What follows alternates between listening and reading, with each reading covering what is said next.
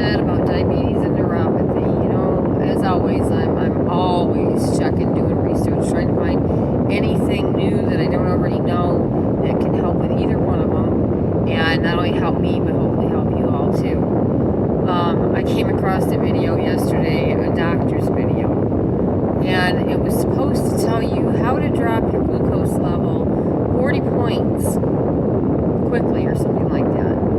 And it was a fairly long video, so I started watching it, and this guy, he just starts going on about the different monitors and, checking your blood levels in different areas you can check it, and the difference in points wherever you happen to check it. That finger pricking is supposed to be the best, most accurate, other than the absolute best, most accurate, is to go and have a doctor draw blood or nurse draw blood and check it that way.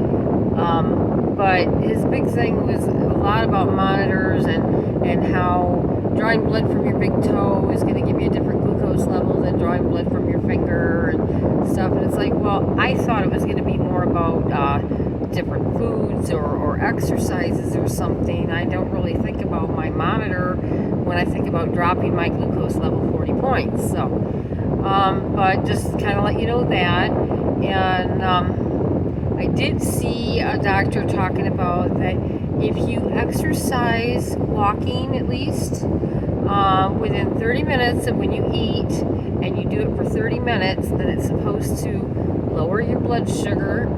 And I would say too that it's going to help your circulation a lot, because again, neuropathy is the number one cause of amputations, so we all want to avoid that. Now, if you can't walk by yourself, walk normally like me, then what you might want to do is just sit or lay, walk in place, move your legs like you're walking. You can do just simple, like a nice little walk, or you can go ahead and move your legs faster and get where you're walking faster or jogging at some point. But if you can stick with it for 30 minutes at a time, and you do it within 30 minutes of when you eat, it's supposed to really help. Now, another thing I'd seen before, it talked about that if you walk at least a little bit for a few minutes, within 2 minutes and when you're done eating, like get up from the table and walk around a little bit, that's supposed to help too. So depending on your level of how well you can walk, how you feel or whatever, I would say at least do for a couple minutes, within a couple minutes. But if you can do a little better, you could wait just a hair longer, have it still be within 30 minutes, and then go for 30 minutes or so.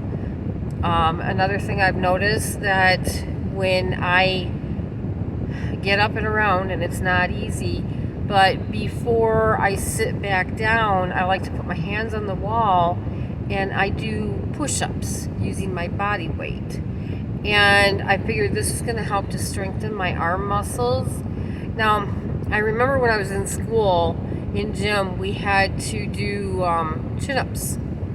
And I could never do the chin-ups. I don't know if I was even able to do one. But okay, give me credit. I did one. Let's just say that. That was it. And I've noticed that for a while there, it was getting harder and harder for me to get up. And part of it probably is because I exercise my legs a lot, because that's your biggest muscles. And I want to make sure to burn as much glucose as possible, help keep my circulation going. I exercise my arms on occasion, but I tend to kind of forget that, since the legs are the biggest muscle and everything. So I started doing these push-ups, and I've noticed that while it's still not easy by any means for me to get up and around, it seems like having that extra strength does help. And I'm wondering, since I can lift my body weight to get up, that if I was to try doing the chin-ups, I could actually do some. I'm not going to, because I'm not going to waste my strength. I have nowhere I could do that. But I'm just happy that what I'm doing some chin-ups each day, at least 5 to 10, sometimes 20. Each time I get up, I try and remember and do this before I sit back down. And it seems to be helping. So that's another idea. If you can't get around very good, at least, I don't know, if a wheelchair would be strong enough that while you're sitting there, you could go ahead and put your hands on the arm rest and lift your body up and hold it for a few seconds and then put it back down. That might be an option. Or if you get up out of the chair, like to use the bathroom or something, if you could put your hands on the wall and do some chin-ups, or not chin-ups, I can't, push-ups, there we go. Anyway, just something to help to strengthen your arms, but don't forget your legs, because you see a lot of these people that have been in wheelchairs a long time, it seems like their legs have kind of like shrunken up because they don't use them. And maybe they can't, I don't know. But I'm just saying that if you can, I think it's a good idea to use them, because it's going to help you to increase your circulation and keep your muscles where if you can walk at all. Even if you've got to have help to do it, at least it would help to make that a little bit easier and keep you going with that for longer, because you lose that ability and I don't know that you would ever get it back. So it's just something to think about and try it. And I know that it seems like I've seen like diabetes and heart disease or heart attacks go hand in hand. Josh and I were talking about that earlier. And I remember seeing a thing that if you have a heart attack and you're by yourself, that while you're trying to get help, cough hard repeatedly, because that'll keep your heart going from that movement, that jarring, and that could help you to get through.